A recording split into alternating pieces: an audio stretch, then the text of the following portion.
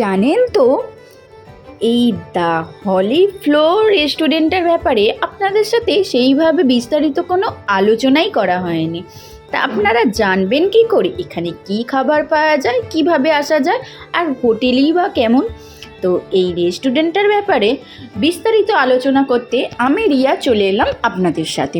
কেমন আছেন সবাই? আশা করি ভালো আছেন, আমিও খুব ভালো আছি। চলুন ঝটপট রেডি হয়ে যান শোনার জন্য এই ভিডিওটা শুধুমাত্র আপনাদের জন্য। তো কোলাঘাট থেকে মেছাদা যাওয়ার রাস্তার মুখেই একেবারে ন্যাশনাল হাইওয়ের ধারেই পড়বে the Holi floor restaurant rooftop. এসির ব্যবস্থাও আছে, একদম ছোটোখাটোর ওপরে খুবই সুন্দর রেস্টুরেন্ট। আপনারা অবশ্যই আসবেন। আসতে হলে কি করতে হবে, মেছেদা থেকে কোলাঘাট যাওয়ার রাস্তায় ঠিক বাঁ সাইডে পড়বে এই রেস্টুরেন্ট।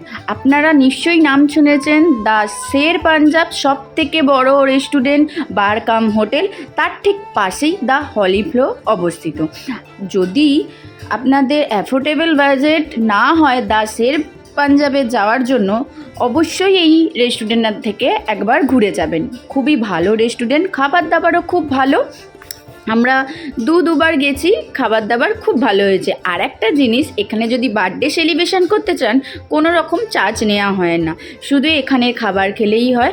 আমরা যতবার গেছি রুফটপে বসেছি। অবশ্যই আপনারা যদি মনে করেন যে না রুফটপে বসবেন না, তার জন্য এসিরও ব্যবস্থা করা আছে, আপনারা একবার গিয়ে দেখে আসবেন। আর রুফটপে বসে রাস্তার ভিউটা, মানে ন্যাশনাল হাইওয়ের ভিউটা এত সুন্দর ছিল বলার মতন নয়। খুব সুন্দর একটা ভিউ লাগছিল, আমাদের খুব ভালো লেগেছে। পুরো গ্যাং মিলে চলে এসেছিলাম। ভাইয়ের জন্মদিন উপলক্ষেও এসেছিলাম, এমনিও এসেছিলাম। দুবার আমাদের এখান থেকে ঘোরা হয়েছে। আর খাবার দাবারও অ্যাফোর্ডেবল প্রাইসে আছে। যদি নাইট ভিউ উপভোগ করতে চান নিরিবিলি জায়গার মধ্যে, অবশ্যই দ্য হলি ফ্লোর রেস্টুরেন্টটা থেকে একবার ঘুরে আসবেন। এর নাইট ভিউটা খুব সুন্দর ছিল, তাও অনেক নিরিবিলির মধ্যে। কলকাতায় অনেক রুফটপ ক্যাফে আছে, কিন্তু এটা একটু আলাদা। আপনারা ভাবছেন আমি মনে হয় এই রেস্টুরেন্টটা প্রমোট করছি, একদম তাই নয়। আমি চাই আপনারা একটু নিরিবিলি জায়গা খোঁজেন যারা, তাদের জন্য এই ভিডিওটা বানানো। আমার যারা সাবস্ক্রাইবার আছে, যারা ফলোয়ার্স আছে, তাদের উদ্দেশ্যে।